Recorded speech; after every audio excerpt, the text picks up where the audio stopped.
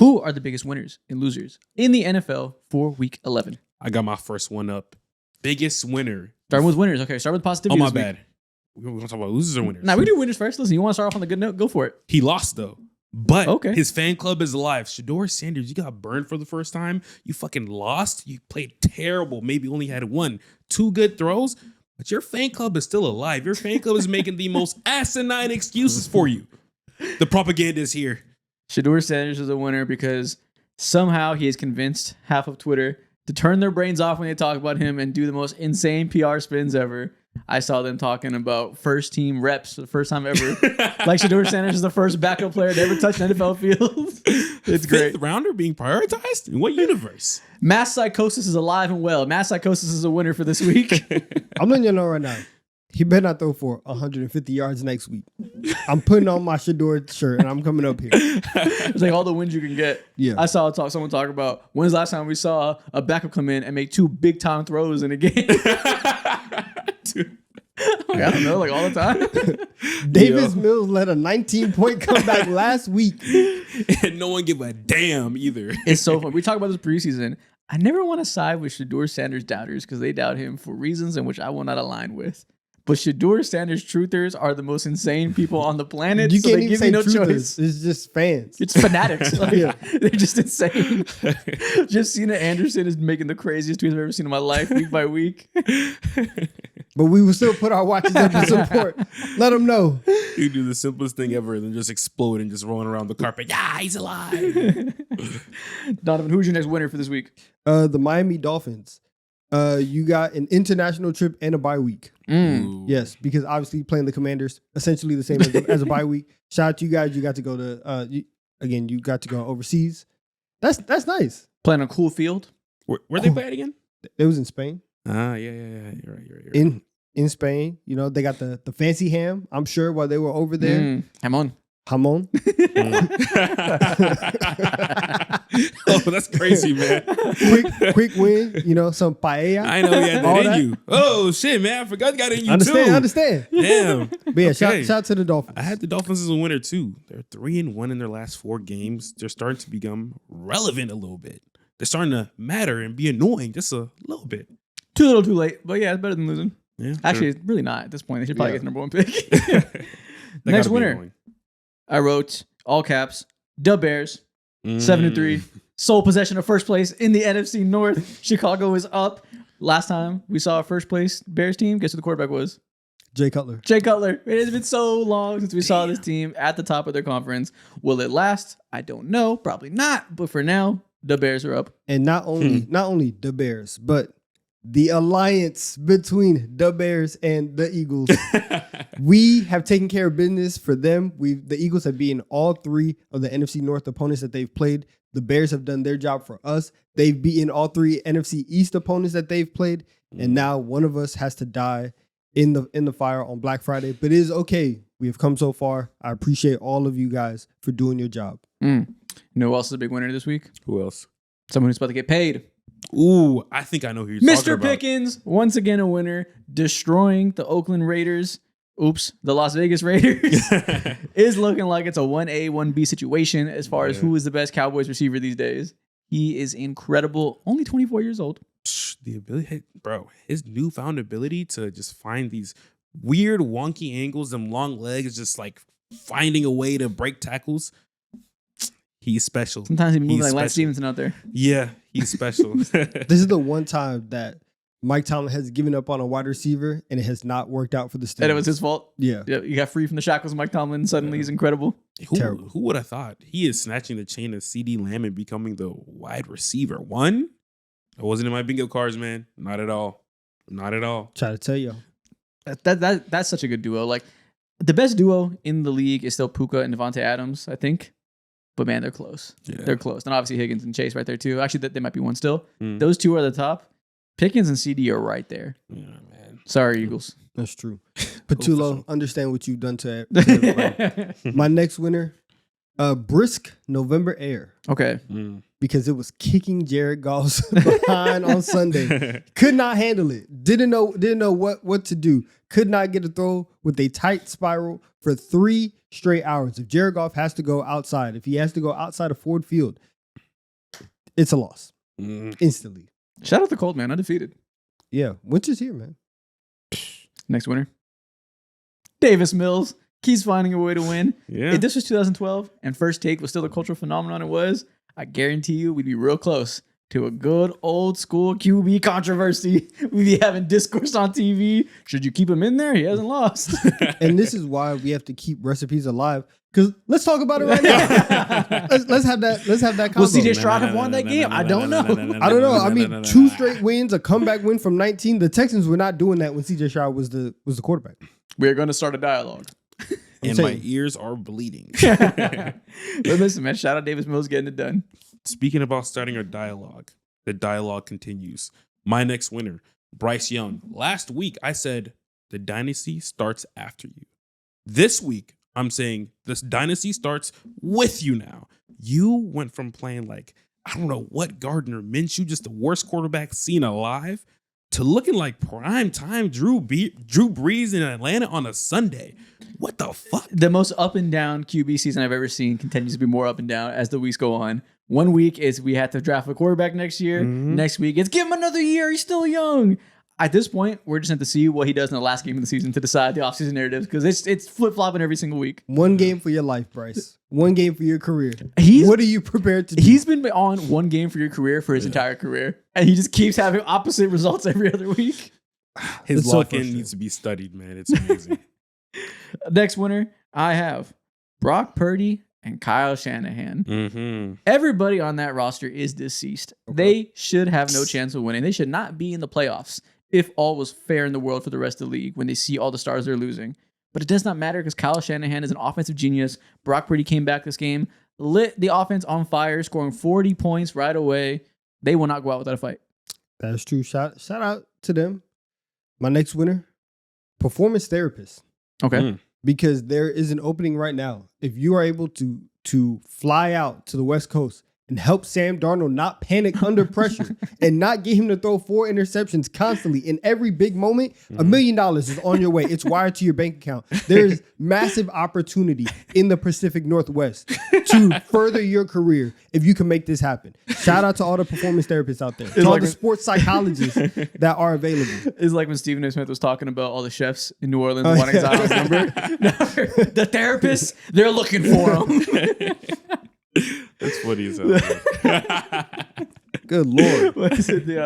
What do you call them? The people that like read your palm? Psych readers? Psychics? Or psychics. The psychics, they need them. Yeah. Psychics, palm readers. Yeah, but somebody's got to get a hold of them. Yeah, man. Next winner. Los Angeles Rams fans. They're about to be given a top 10 pick by the bozos in Atlanta. They're going to change their fucking franchise by giving them an elite player. Maybe after they win a Super Bowl, picking in the top 5. It's going to be a great summer for the Rams. And they're already celebrating now. Low key, that was probably one of the loudest I've ever heard Rams fans in that stadium. Really? And I was actually very shocked because obviously Seattle's on the West Coast. I thought that they would 100% take over SoFi. Just watching it on TV. Shout out to the Rams fans. You guys are finally starting to show up. Like the bandwagoners that you are when the team is 8-2. Good job for finally showing up. That's going to be the NFC Championship game. Yeah. It's going to be so glorious if the Rams beat the Eagles in the playoffs because he's been hating on the Rams for no reason the whole time the show's existed. He's found a way to talk shit. We get accused of hating on certain people a lot just because we think they're not good or not whatever. Like I don't hate Bo Nix as a person. I just think he's average and Broncos fans will rate him and whatnot. But you can label me a Bo Nix hater because I'm always being negative about him. He actually hates the Rams. He actually has disdain in his heart for no goddamn reason. It's deep-rooted hatred. He sees the future. He knows what's looming, bro. Yes, it's personal for him. Yeah, I get it. My last winner. The Raiders. You guys lost, but you guys did your job. You guys filled the void in the NFL. You are this year's and also last year's charity work team. You're instilling confidence in every single NFL team that you come by. You're allowing them to drop 30 on your head. You're making them think that they have a chance to keep their season alive. We need teams like you. You are an easy lick confidence booster, and we need them in every conference. Exactly.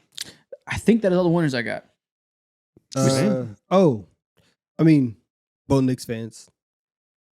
Listen, your guy is at the top of the AFC West, just outplayed Patrick Mahomes in a close game, led a game-winning drive. You guys are up right now. Nobody really can say anything to you because he just keeps getting it done. And he just had arguably the best game of his career. Shout out to Bo Knicks fans. And you know what we say? Two teams that have good defenses that are carrying mediocre quarterbacks. We don't argue. We simply wait. We know what's going to happen in these playoffs. We'll see. You guys got me this week. You guys got it this week. I'm not gonna. He played a great game. It was the best game of the season. I'll see you in the playoffs. All I gotta do is wait. Biggest loser of this week. Finally, it's definitive. We can finally put him on here for the last time of the season because we don't got to talk about him no more. Justin Fields, you are the biggest loser this year. You've officially lost your job to Tyrod Taylor. It's been in the works for weeks behind the scenes. We've heard rumblings that they wanted to do it, then he got hurt. Now he's back healthy. You are glued to the bench. Yes, and because of that, again, like along those same lines, the call for racism being the reason. You can't do this. I mean, Tyrod Taylor's also black. It's like, listen, man, you're just bad. Like, I can't. That's the only thing that I could say. That's funny. And to double up on that, listen, Dylan Gabriel's not white either. Stewart just stinks. It is what it is. I'm sorry, man. They might be right about you. That's funny. We got straight minorities in the QB room. I'm sorry. My first loser. Last week, we saw OC Dan Campbell step in the room. This week, I'm saying OC Dan Campbell step out of the room. You put on a insane performance. They scored 9 points against the Eagles. That was the lowest amount of points they scored since the year 2022. Leave the building. Give that man his job back. Nah, we know what the real answer is. The real answer is Jared Goff is the biggest loser because he had to see a cold weather game and he'll never do good. Dan Campbell is paying the price for Jared Goff's sins of being a Cali boy that wants to surf and is not built for the cold. Right, forcing 3 straight runs with Jahmyr Gibbs, getting stuff going nowhere. Come on, man. Bro, Jared Goff's fingers are numb because he can't deal with the cold. He knew what was up. Welcome to the best defense in the league. Congratulations. My next loser, Michael Penix Jr. Pour one out for another season-ending injury. The 5th time in his life this has happened since he started college. You fooled me once. You fooled me 5 times. Listen, that pipeline to coaching looks very open right now. Oh my God! Did you guys seen that picture of him in the wheelchair with like all his legs broken, Yeah. every single part of his body? Man, how can you see that picture, know it exists on the internet, and proceed to draft him mad high in the draft? On top of that, the biggest loser, the GM of the Falcons, who paid $180 million to Kirk Cousins, top 10 pick for Michael Penix, expecting to have his quarterback situation solidified for 5 years. You're back in hell, buddy. That is tough. Another loser for this week, self-control. Josh Allen just couldn't help himself. Had to give in to the Green Goblin calls. Jameson Williams couldn't help himself. Just had to jump on the stanchion. Just had to get a flag. Cost the Lions a point in that game. You have to be disciplined. You have to stay focused, fellas. And they did not do it this week. Speaking of outbursts, Justin Jefferson is the loser this week. He's had it up to here with 9. He can't take it anymore. He's throwing his helmet around the sidelines, freaking the fuck out because the offense can't get the ball moving. Find somebody that I hope you guys all have something in your life that you can band together and use as a motivating factor, the same way that Justin Jefferson does for his hatred for 9. You are correct. He tried his best to be as patient and diplomatic as he could in the offseason. He put on a good face earlier in the year. He really did. And he's tried his absolute best. But as a wide receiver, as the top wide receiver in the NFL, sometimes you have to go diva on him. Ooh, and speaking about diva, next loser, AJ Brown. He's over here telling the streamers, Janky Rondo, if you have me on your fantasy team, drop me. He's not getting no touches. He's getting burned. He's just running continuously, losing out. He got on mad routes, targets though. not caring. Had mad catches. He's quitting on the field. It's over. Stop that. You stop that right now. You see it. I see it. Come on, man. Next loser. Andy Reid. Mm. You want to talk about? Clock ticking. No! Listen, man, we need to reinvent the Chiefs offense. We're hitting the point where... We need an actual clock, by the way. Yeah, I know. Every year we say they'll figure it out. They have Mahomes and they have Andy Reid. And that's always been true until now. Feels like we need to figure something out. We need to have an offseason of reinvention, looking in the mirror, righting our wrongs, changing the way we do things. Sean McVay is now running 3 tight end sets at the highest volume of anybody in the league, when he became known for using 1 tight end almost exclusively when he was coming onto the scene. If Sean McVay can reinvent himself at this point to be as lethal as he ever has been, it's time for Andy Reid to do the same. And that starts with Matt Nagy being shipped somewhere else. 100% true. I have one more loser. Actually, a couple more. I got several. Bro. Loser this week. Jug machines. They're going to be overworked over there in the city of Dallas by one and only CeeDee Lamb. If he continuously drops these passes that are point blank potential, not even potential, they're surefire touchdown opportunities, you're going to go ahead and cost your team a playoff spot. And the line is very thin. Next biggest loser. Justin Herbert / Trevor Penning. Justin Herbert because he has to play with Trevor Penning, and Trevor Penning because he proved that Austin Deculus is not the worst left tackle in the league.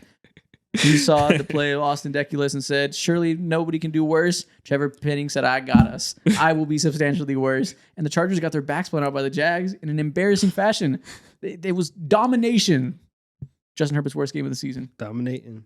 Damn. I'm actually done with losers. I actually don't. I didn't want to hate this week. Okay. My next loser, my last one, I think. Ashton Genty. Yeah.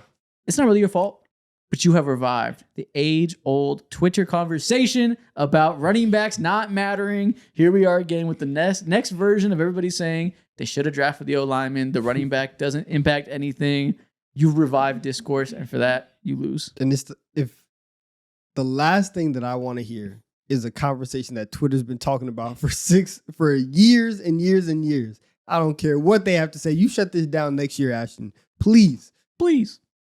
And that is all the winners and losers for this week. We're having 50-50 conversations with running backs and O-line. 50-50.